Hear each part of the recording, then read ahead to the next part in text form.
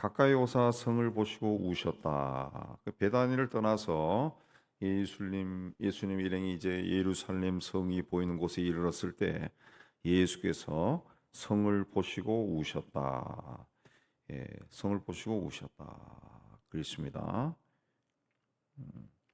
이 보셨다라고 하는 이 성서의 원어 헬라어 이도는 그냥 우리 눈으로 봤다는 그런 뜻이 아니라 어떤 그 통찰력을 가지고 그 사물을 인지하는 거, 어떤 영적인 통찰력으로 그 뒤에 무엇이 있을까, 그 꿰뚫어 보는 그 능력을 이야기합니다. 그 외적으로는 겉으로 보기에는 어제와 다름없이 평화롭고 사람들도 지나다니고 일상생활이 다그 행해지고 있지만은 앞으로 저기서 어떤 일이 일어날 것인가 그걸 보시고 우셨다 그랬습니다. 이 우셨다라고 하는 것은 단지 그냥 눈물을 흘리면서 흐느꼈다 그 뜻이 아니고 소리를 크게 내어서 통곡했다는 뜻입니다. 예, 에클라우젠이라는 뜻은 그냥 소리 내어서 엉엉 울었다. 예, 그런 뜻입니다. 예, 그런 뜻.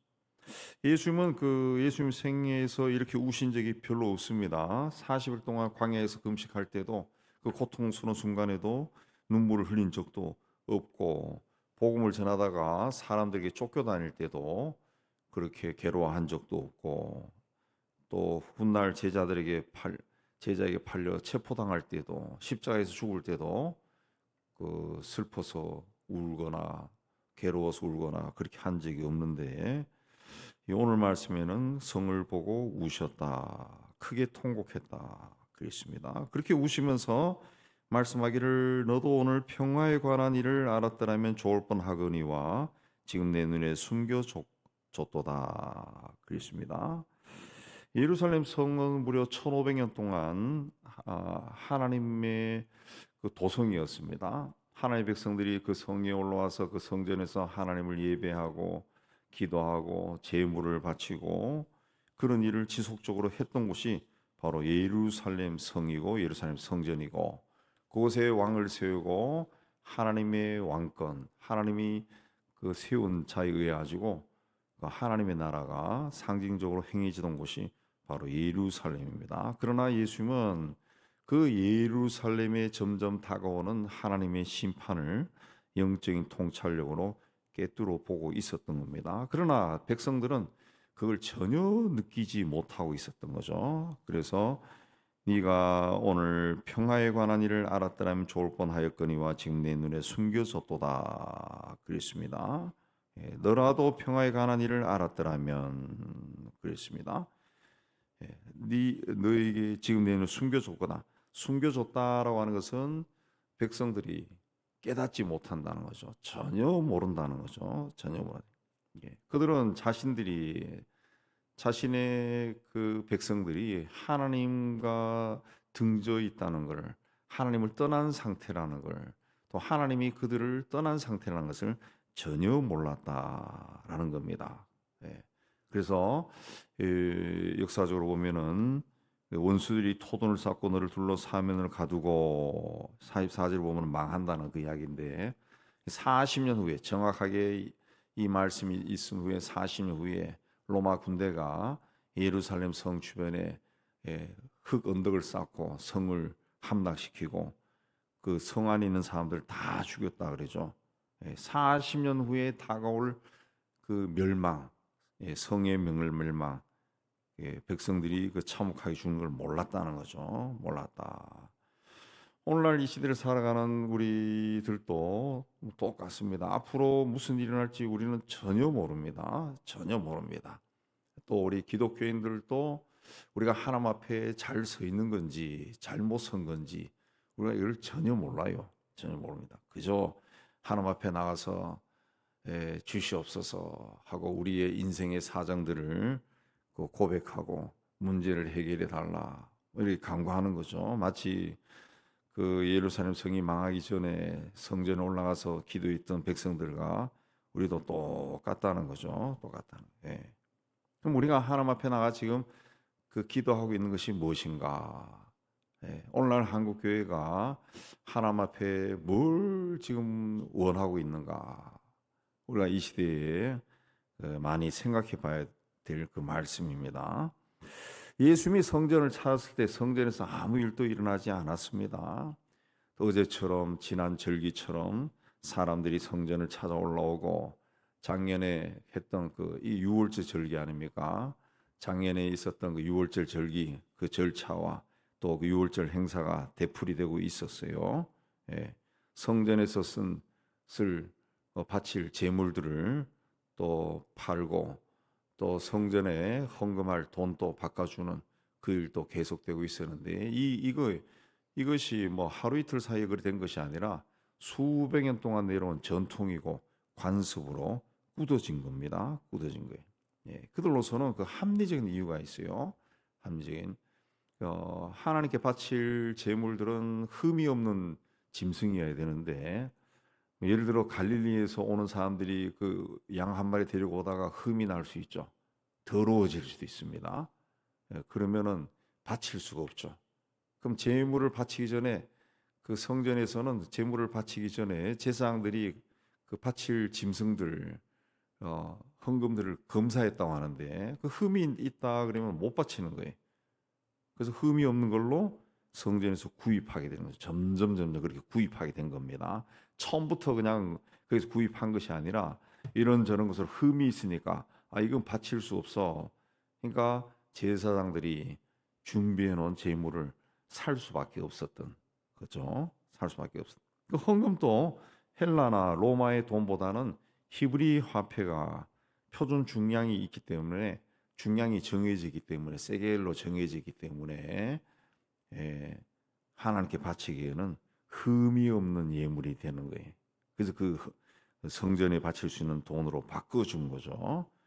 그래서 예수님을 따르던 사람이나 제자들도 성전에서 그 하나님이 싫어하는 일이 일어나고 있다는 것을 전혀 깨닫지 못한 거죠. 깨닫지 못. 근데 예수께서 그 성전에 들어갔을 때 45절에 보면은 화를 내고 그 성전에서 매매하는 자들을 다 쫓아버렸다 그랬습니다. 다 그랬습니다. 오늘날 우리가 이제 교회를 중심으로 신앙생활을 하면서 오늘날의 기독교 또 교회 또 우리가 드리는 예배의 형식 이런 것에서 우리는 문제를 전혀 느끼지 못합니다. 저도 모릅니다. 그냥 한 2000년 동안 이 교회 내에서 내려오던 그 전통과 의식과 관습에 따라서 모든 일을 행할 뿐입니다. 거기서 예배도 드리고 헌금도 하고 뭐 이런저런 일을 한다는 거죠. 이게 하나님의 진노를 살 만한 것인가? 예수님 당시 사람들도 전혀 깨닫지 못했던 거죠. 그래서 내 눈에 숨겨져 있구나 그렇게 이야기. 사람이나 또 전통의 시각에서 보면은 예루살렘은 아무 문제가 없는 거예요. 너무나 오랜 세월 동안 행해졌기 때문에 당연한 것으로 받아들인 겁니다. 아무도 이게 잘못되었다 이의 제기하지 않고 논쟁거리도 되지 않고 또 이 성전 자체가 거룩한 곳이기 때문에 하나님이 진노의 대상이 된다는 것은 상상도 하지 못한 겁니다. 상상. 오늘날 또 우리도 똑같습니다. 우리가 전혀 생각하지 못한 것으로 인해서 하나님의 그 심판을 받을 수 있다라는 것을 우리가 기억해야 됩니다. 그래서 경계해야죠. 경계해야 돼. 당시 예루살렘 성전에도 사람들의 발길이 끊어지지 않았습니다. 수많은 사람들이 전국 각지에서 또 흩어진 각 나라에서 예루살렘에 올라 예루살렘 성전에서 제물을 바치고 하나님을 예배하고 기도하는 것이 그들의 꿈이었어요. 오늘날 무슬림들이 메카에 방문하는 것이 평생의 꿈인 것처럼 그 꿈이었다는 거죠. 그렇기 때문에 성전에는 항상 사람들이 득실득실거렸고 특히 유월절 같은 경우에는 인산인해였다는 거죠. 그들은 그렇게 와서 헌금할 돈을 바꾸고 제물로 바칠 양들을 사고 그렇게 사서 제물로 바치고 간절하게 기도했다는 거죠. 지난번 절기에도 그랬고 재작년에도 그랬고 10년 전에도 그랬고 지금도 그러고 어제도 그러고 오늘 아침에도 그런 일을 하고 그랬다는 거죠. 그러나 예수님은 그것을 보면서 이제 울었다는 거죠. 예, 울고 분노했다는 거죠. 예수님은 가룟 유다가 자기를 팔 때에도 분노하지 않았습니다. 십자가에 못 박혀 죽는 순간에도 슬퍼하지 않았습니다. 근데 성전을 보고 슬퍼하고 분노하고 그랬다는 거죠. 왜 그렇습니까? 아까 말씀한 것처럼 성을 보시고 보신다라고 말이 영적인 통찰력을 가지고 앞으로 어떤 일이 일어날 것인가 그걸 보신 거죠. 근데 하나님의 마음으로 보니까 슬프고 화가 나고 막 그랬다는 거죠. 예. 그러니까 하나님이 원하시는 것은 자기를 열렬하게 환영하는 인파가 아니라고. 막 사람들이 구름같이 모여가지고 막 하나님을 찬양하는 그게 아니라고요. 예. 또 어떤 충동적으로 뭐 헌신하는 사람들이 아니라는 거지. 아니라는 거지. 예전에 우리가 그 고등학교 때도 옛날에는 중고등학생 그 부흥회도 있었다고요. 부흥회도. 그래서 친구네 우리 동네에 사는 친구네 아버지가 목사님이었는데 그 교회에서 중고등학생 대상 부흥회 한다 그래가지고 우리가 다 그 가서 또 예배 참석하고 그때 제가 기억하기로 김장한 목사님이 와서 부흥사 할 때 막 할 때 헌신 주님께 헌신할 사람이 일어나라 해서 다 일어났죠. 뭐 쭈삐쭈삐 보다가 옛날에 그런 일 많았어요. 중고등학생, 뭐 청년들, 대학생 헌신 그 많았다고 일어나세요. 그러면 다 일어났죠. 뭐 다 일어나지. 그때 아직도 기억나요. 옆에 눈치 보고 니 일어나나 그러고 니는 일어나나 그러고 다 같이 일어나자 그러고 그 충동적으로 헌신하는 거죠. 그렇게 해서 뭐 예배 다니는 사람들이 다 일어나서 주님께 헌신합니다. 그리고 할렐루야. 하나님은 그걸 보는 게 아니라는 거지. 아니야. 그 시대를 보는 사람, 그 시대를 하나님의 마음으로 볼 수 있는 사람, 그 시대의 교회를 하나님의 마음으로 분별할 수 있는 사람, 예. 그리고 그 시대의 교회를 보며 그 마음을 아파하는 사람, 그런 크리스천들을 보는 거죠. 그 크리스천들을 원하시는 겁니다. 그렇기 때문에 우리는 이 시대에 어떤 세파에 흔들리지 말고 영적인 눈을 뜨고 하나님은 이 세상을 지금 이 시대를 어떻게 보고 계실까? 이 시대의 그 교회들을 지금 어떻게 보고 계실까? 그걸 볼 수 있어야 됩니다. 볼 수 있어요. 볼 수 있어요. 예. 그 제 친구가 그 시내 큰 교회 그 안수입사였는데 그 교회 나왔어. 왜 나왔나? 막 싸우니까 저 순진한 사람인데 아니 왜 교회에서 싸우냐? 그리고 자기가 이 상식적으로 봤을 때는 이쪽은 불의한 건데 왜 거기 사람들이 통참을 하느냐? 막 못 견디겠더라나. 못 견디겠다. 예. 가슴이 막 터질 것 같더래. 못 견디겠대. 어떻게 이 부당한데 분명히 부당한 건데 아 왜 그걸 왜 그쪽에 사람들이 붙는지 예수 믿는 사람들이 그리고 부당해서 못 견디겠더라. 그냥 그 나와가지고 자기가 사는 동네 작은 개척교회 다녀요. 개척교회 다녀. 예. 개척교회 다니니까 또 목사님이 또 이 남자가 귀하니까 뭐 오만 가지 다 시키더래. 다 시킨다. 뭐 봉고차 운전하라 그러고 명색이 사장인데 운전하라 그래서 자기가 그것도 한다 하면서 뭐 그런 저런 이야기 하던데 그러니까 오늘 우리 시대가 그렇다고. 예. 그러니까 시대를 바라보고 교회를 바라보는 눈이 편중돼 있어요. 편중. 자기 생각에 따라 가지고 시대를 바라보고 교회도 내 생각에 따라 가지고 본다고. 내 생각. 우리에게는 이제 하나님의 마음이 없는 거예요. 하나님의 시각이 없는 거죠. 그런 시각이 없는 겁니다. 다 나의 어떤 이 이해관계에 따라 가지고 이 사람이 내 편이면은 나는 그쪽. 우리나라는 그 옛날부터 그랬잖아요. 예수와 그리스도가 싸우는 기독교라고. 대한예수교 장로회, 대한기독교 장로회 싸우잖아요. 대한예수교 침례회, 대한예수교 감리회, 또 대한기독교 감리회 다 예수와 그리스도가 싸우는 그런 그 희한한 교회가 돼 있죠. 그래서 그런 그 막 우시고 예수님이 울고 또 진노하시고 그러니까 예배당에 있는 걸 다 뒤집어 엎었죠. 그리고 하신 말씀이 뭡니까? 46절에 내 집은 기도하는 집이 되리라.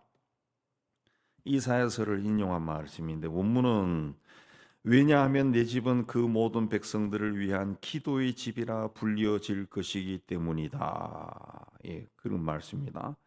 그러니까 내 집은 기도하는 집이 되리라. 이 말은 이 뭐냐면은 이 성전은 왔으면은 기도해야 된다. 그 뜻이 아니고 그 모든 이 구원받을 모든 백성들을 위해서 하나님의 백성들이 기도해야 되는 집이다. 그런 뜻입니다. 그런 뜻이에요.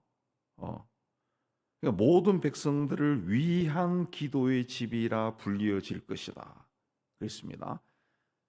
그러니까 구원받지 못한 백성들이 많다는 거지. 그 사람들이 하나님을 알고 구원을 받을 수 있도록 끝없이 기도해야 되는 곳이 이 성전이라는 거지. 성전. 그 중보기도, 쉽게 하면 중보기도 해야 되는 곳이 성전이라는 거죠. 성전. 그런데 성전이 그런 일을 하지 않는다는 거죠. 하지 않. 이 말씀은 이 교회와 오늘날의 교회와 크리스찬들이 무엇을 해야 되는지, 신앙생활할 때 무엇에 중점을 두고 해야 되는지 명확하게 지적한 말입니다. 지적한 말씀. 꼭 교회는 구원받지 못한 백성들을 위한 기도하는 곳이 되어야 된다. 기도하는 집. 예수님이 진노하신 것은 내 집이 그런 기도하는 곳이 아니다라는 거지. 아니다. 예. 돈 바꾸는 일과 또 이 재물에 바칠 짐승을 사고 파는 거, 이 일이 갑자기 생긴 일이 아닙니다.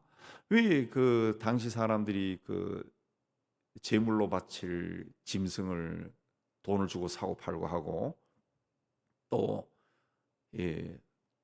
돈을 바꿨습니까? 예. 성전에 들어가서 하나님께 제물을 바치기 위해서야. 제사하기 위해서. 또 헌금하기 위해서. 예. 오늘날로 이해하면은 하나님께 이 마음과 뜻과 정성을 다해서 예배를 드리고 헌금하기 위해서 예수님 시대 성전에서 사람들이 그런 일을 했다는 거죠. 예. 제사 때 제물을 바치기 위해서 또 성전에 또 헌금하기 위해서 그들은 나름대로의 신앙을 가지고 그런 일을 한 거예요. 예. 근데 예수님은 내 집은 그게 아니다. 내가 원하는 것은 그게 아니다. 그랬습니다. 그러면 원한 것이 뭐라 그랬습니까? 기도라는 거지. 그 기도도 어떤 기도입니까? 나를 위한 기도가 아니라 하나님을 모르는 백성들이 하나님을 알고 구원받고 하나님의 백성이 되는 그런 일이 일어나도록 기도하라. 그랬습니다. 그 기도를 왜 하지 않느냐?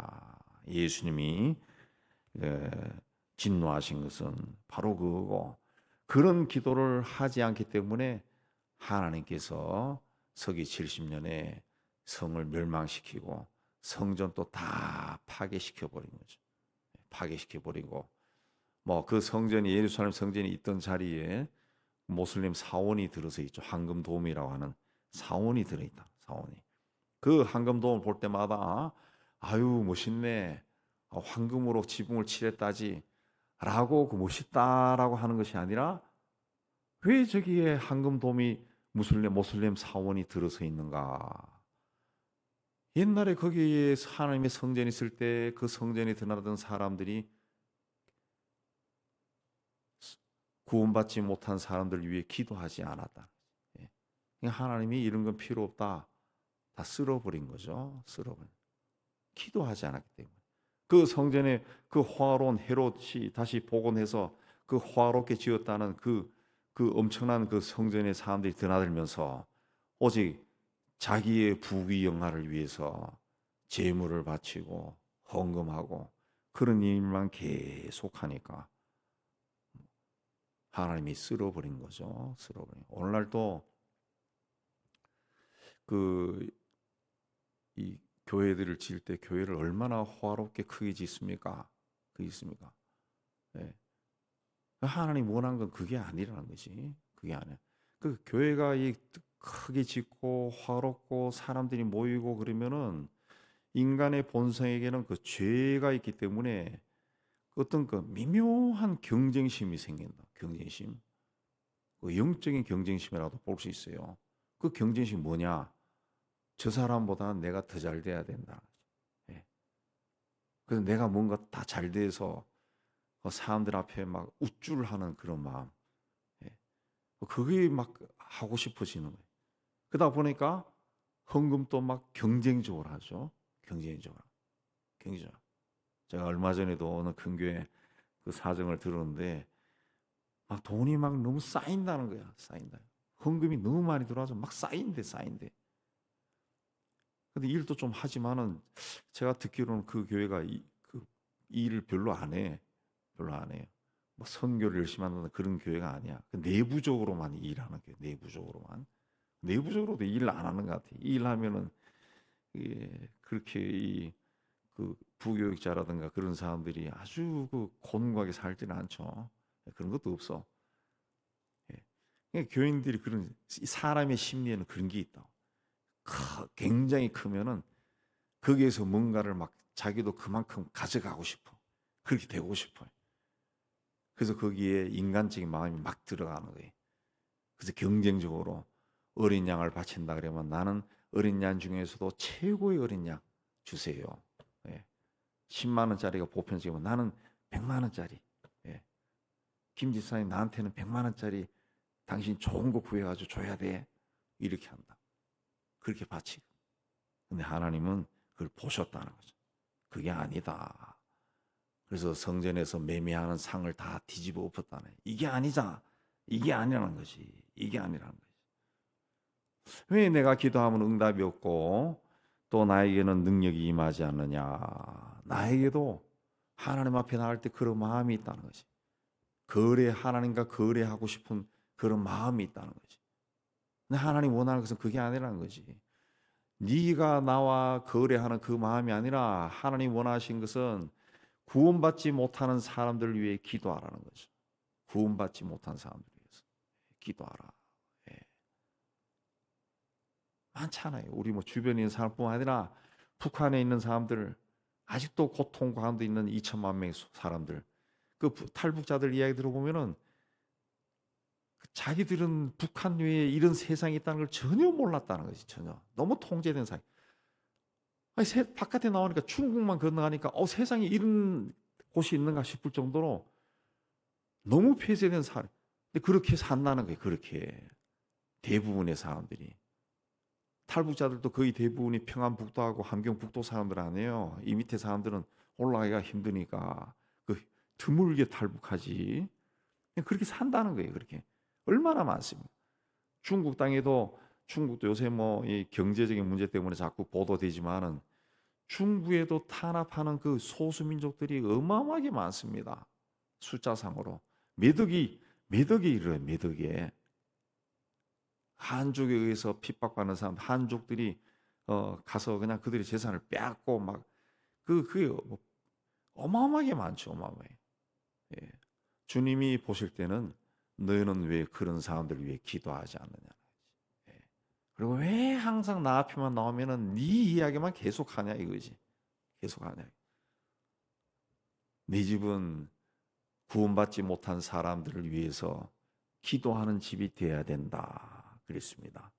내 집은 기도하는 집이라고 하는 것은 성도들이 이 예배당에 올라와서 기도하라는 거 그거 아니라 구원받지 못한 사람들 위해서 기도하라는 거예요. 기도하라. 구원받지 못한 사람들. 예. 예. 구원받을 민족들을 위해 하나님의 백성들이 모여서 기도하라. 기도하라. 그래서 오늘날 우리가 하나님 앞에 나올 때 하나님과 거래하려고 하는 그런 기도의 양태는 이제 다 벗어버려야 됩니다. 우리가 어느 순간 하나님 앞에 갈 겁니다. 하나님 앞에 갔을 때 나는 세상에서 뭘 했는가? 그 많이 생각해 봐야 돼. 뭐 저도 이제 나이가 좀 들어가지만은 저도 이제 조금 생각해 보면은 한 일이 없더라고. 한 일이 없어. 그 한 게 뭔가 하면은 그 평생 그냥 설교 준비에 매달려 가지고 뭐 설교도 잘 못하지만 이것저것 그냥 하다 끝난 것 같아. 그 요즘 그것도 NGO 활동하는 그런 그 사람들 이야기 들어보면은 굉장히 부러워요. 그래서 다시 내가 젊은 시절로 돌아가면은 그런 일을 하고 싶더라고. 정말 사람들을 구원하는, 실질적으로 구원하는. 예. 가서 그 고통 중에 사는 사람들이 복음을 전해서 그 빼내오는 그런 일을 하고 싶은 마음이 많이 들더라. 근데 인생은 다 흘러갔죠. 흘러갑니다. 더 이상 할 수 있는 일이 없어요. 그러면 우리가 할 수 있는 일이 뭐냐? 이 집에서, 이 하나님의 집에서 구원받을 사람들을 위해서, 예, 복음을 듣지 못한 사람들을 위해서, 탄압받는 사람들을 위해서 기도하는 거죠. 예. 왜 사람들이 기도 시작하면 주여 부르고 기도하다가 5분이면 그 기도할 게 없다고 그렇게 말하는 사람이 있습니까? 그 자기 생각만 하니까 기도할 게 없는 거지. 내 이야기 그냥 아들, 딸 둘이 있는 거 딱 하니까 끝나버린 거예요. 예. 근데 우리 주변에 있는 탄압받는 백성들, 전쟁 난민들, 북한, 뭐 이런 거 하나하나 신문이나 뉴스를 보면서 스크립에서 하면은 기도가 1시간, 2시간 할 수도 있죠. 하나님은 그걸 원합니다. 우리 성전이 그런 사람들 위해서 기도하는 집이 되어 하나님의 은혜가 있고 하나님의 사랑이 있고 축복이 있는 그런 교회로 변해가고 또 우리 성도들이 다 되기를 주의 이름으로 축복합니다.